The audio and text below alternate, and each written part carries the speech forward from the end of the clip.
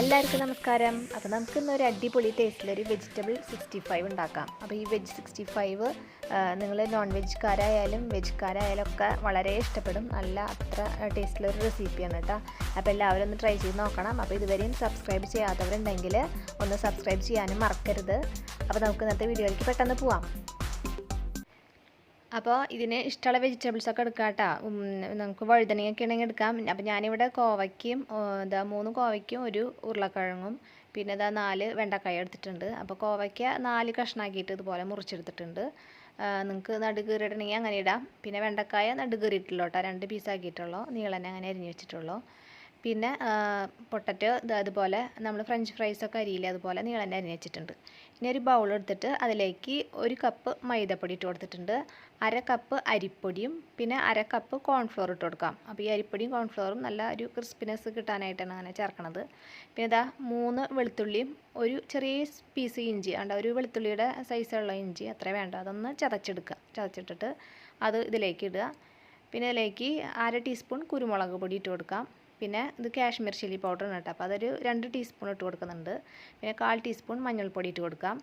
പിന്നെ ഇതിലേക്ക് ആവശ്യത്തിനുള്ള ഉപ്പും ചേർത്തിട്ട് ഒന്ന് വെറുതെ ഒന്ന് മിക്സ് ആക്കാം. വെള്ളമൊക്കെ ഒഴിക്കാനായിട്ട് മുന്നേ ഒന്ന് ചെറുതായിട്ടൊന്ന് ഇതെല്ലാം കൂടി ഈ പൊടികളൊന്ന് കട്ട പിടിക്കാതിരിക്കാനായിട്ട് എല്ലാം കൂടി ഒന്ന് മിക്സ് ആക്കുക. അതിന് ശേഷം കുറേശ്ശെ വെള്ളം ഒഴിച്ചിട്ട് ഇതൊന്ന് മിക്സ് ചെയ്തിട്ടെടുക്കാം.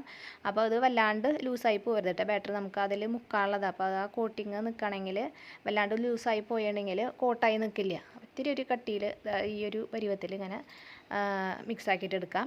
ഇനി നമുക്ക് ഓരോന്നായിട്ട് അതിലത്തെ പീസുകളും ഓരോന്നായിട്ട് വേണം മുക്കിയിട്ട് ഒരുമിച്ച് ഇടരുതിട്ട്, അപ്പോൾ അത് ഒട്ടിപ്പിടിക്കും.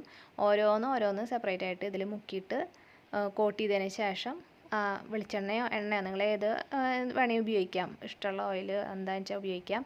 അതിലേക്ക് നന്നായി ചൂടാവുമ്പോൾ ഓയിൽ ഹൈ ഫ്ലെയിമിലായിരിക്കണം, അതിലേക്ക് ഓരോന്നായിട്ട് തന്നെ ഇടണം കേട്ടോ, അതുപോലെ ഇട്ട് കൊടുക്കാം. അപ്പോൾ ഇതുപോലെ ഹൈ ഫ്ലെയിം ആക്കിയതിന് ശേഷം ഇത് ഇട്ടതിന് ശേഷം ഫ്ലെയിം ലോ ആക്കിയിടുക. എന്നിട്ട് ഇത് ലോവിൽ തന്നെ കിടന്നിട്ട് നല്ല ക്രിസ്പാവുന്ന വരെ ഇതൊന്ന് ലോവിൽ തന്നെ ഇടണ്ട, പിന്നെ ഹൈ ആക്കരുത്. പിന്നെ ഇത് നല്ല ഈ ലോ ഫ്ലെയിമിൽ തന്നെ കിടന്ന് നന്നായി ക്രിസ്പായി കഴിഞ്ഞാൽ ഫ്ലെയിം ഹൈ ആക്കുക. നമ്മൾ കോരിയെടുക്കുന്ന സമയത്ത് എപ്പോഴും ഫ്ലെയിം ഹൈയിലിടണം. അപ്പോൾ ആ വെളിച്ചെണ്ണ അതിൽ ഉള്ളതൊക്കെ ഒന്ന് റിലീസായി പുറത്തേക്ക് പൊക്കോളും. എന്നിട്ട് ഹൈ ഫ്ലെയിമിൽ തന്നെ ഇട്ടിട്ട് നമുക്കതെല്ലാം കോരി എടുത്ത് മാറ്റി വയ്ക്കാം.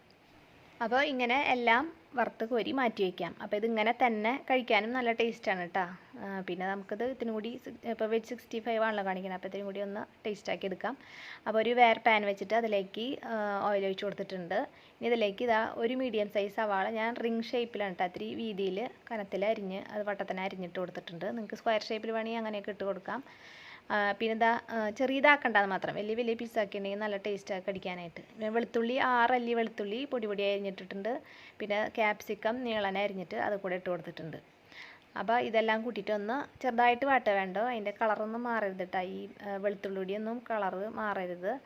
ചെറുതായിട്ടൊന്ന് ആ പച്ചമുളകൊന്ന് മാറി കഴിഞ്ഞാൽ അതിലേക്ക് 1 ടീസ്പൂൺ ഫുള്ളായിട്ട് കുത്തി പൊടിച്ച മുളക് പൊടി ഇട്ട് കൊടുക്കാം.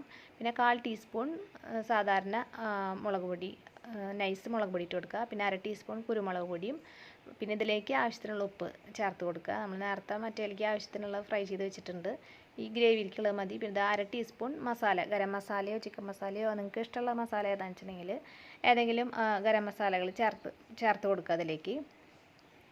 ഇനി ഇതും കൂടെ ഇട്ടിട്ട് നന്നായിട്ടൊന്ന് മൂപ്പിച്ചെടുക്കണം. ആ കുത്തി പൊടിച്ച മുളകൊക്കെ ഒന്ന് നന്നായി മൂത്ത് വരണം. അതിന് ശേഷം അതിലേക്ക് 1 ടീസ്പൂൺ സോയാ സോസ് ഒഴിച്ച് കൊടുത്തിട്ടുണ്ട്. പിന്നെ അതിലേക്ക് 2 ടേബിൾ സ്പൂൺ ടൊമാറ്റോ കെച്ചപ്പ് ഒഴിച്ച് കൊടുക്കാം. അപ്പോൾ ഇതൊന്ന് ചെറുതായിട്ടൊന്ന് ഇളക്കി കൊടുക്കുക. ചെറുതായിട്ടൊന്ന് ഇളക്കിയതിന് ശേഷം അപ്പോൾ ഇനി ഫ്ലെയിം ലോയിലാക്കാട്ടോ, ഫ്ലെയിം ഇതൊക്കെ ലോയിൽ വേണം ഇട്ടിട്ട് ചെയ്യണമെങ്കിൽ. ഇനി ഇതിലേക്ക് നമുക്ക് ഒരു ഗ്രേവിക്ക് തിക്നെസ് കിട്ടാൻ വേണ്ടിയിട്ട് കോൺഫ്ലോർ 1 ടീസ്പൂൺ കോൺഫ്ലോർ 1/2 ഗ്ലാസ് വെള്ളത്തിൽ കലക്കുക. നന്നായി കലക്കിയതിന് ശേഷം ഒഴിച്ചു കൊടുക്കുക. അപ്പോൾ വെള്ളം ആവശ്യം ഉണ്ടാവണം കേട്ടോ, അപ്പോൾ ഇത് തിളയ്ക്കുമ്പോൾ ഒന്ന് കുറുകി വരിക, അപ്പോൾ അതിനുള്ള വെള്ളം ഒഴിച്ച് കൊടുക്കുക. അപ്പോൾ 1/2 ഗ്ലാസ് വെള്ളം ഒഴിച്ചിട്ട് ഒന്ന് മിക്സാക്കി ഇളക്കി കൊടുക്കുക. അപ്പോൾ ഈ സമയത്ത് ടേസ്റ്റൊക്കെ നോക്കുക കേട്ടോ, ഈ ഗ്രേവിയിലേക്കുള്ള ഉപ്പ് ഒന്ന് നോക്കുക. പിന്നെ സോസൊക്കെ നിങ്ങൾക്ക് വേണമെങ്കിൽ ആവശ്യമുണ്ടെങ്കിൽ ടേസ്റ്റ് നോക്കിയിട്ട് അതിനനുസരിച്ചിട്ട് ഇട്ട് കൊടുക്കാം. അപ്പോൾ ഇതിപ്പോൾ നന്നായി തിളച്ച് വന്നിട്ടുണ്ട്. അപ്പോൾ നന്നായി തിളച്ചതുപോലെ വരുമ്പോൾ നമ്മൾ നേരത്തെ വറുത്ത് മാറ്റി വെച്ചിരിക്കുന്നത് വെജിറ്റബിൾസൊക്കെ ഇതിലേക്ക് ഇട്ട് കൊടുക്കുക. എന്നിട്ട് അതൊന്ന് നന്നായിട്ട് മിക്സാക്കുക. നന്നായി മിക്സാക്കിയതിന് ശേഷം നമുക്കിതിലേക്ക് കുറച്ച് മല്ലിയില കൂടെ ഒന്ന് പൊടിയായി അരിഞ്ഞിട്ട് അതുകൂടി ഇട്ട് കൊടുത്തിട്ടുണ്ടെങ്കിൽ നമ്മുടെ വെജ് 65 റെഡി ആയിട്ടുണ്ട്. നല്ല അടിപൊളി റെസിപ്പിയാണ് കേട്ടോ, എല്ലാവരും ഒന്ന് ട്രൈ ചെയ്ത് നോക്കുക. പിന്നെ എല്ലാവരും സബ്സ്ക്രൈബ് ചെയ്യാത്തവരുണ്ടെങ്കിൽ ഒന്ന് സബ്സ്ക്രൈബ് ചെയ്യാനും മറക്കരുത് കേട്ടോ. സബ്സ്ക്രൈബ് ചെയ്യുമ്പോൾ ബെല്ലൈക്കൺ കൂടെ പ്രസ് ചെയ്തിട്ട് അതിൽ ഓൾ എന്നുള്ള ഓപ്ഷൻ കൂടെ അടിക്കാൻ മറക്കരുത്. അപ്പോൾ നമുക്കിനി അടുത്ത വീഡിയോ ആയിട്ട് കാണാം.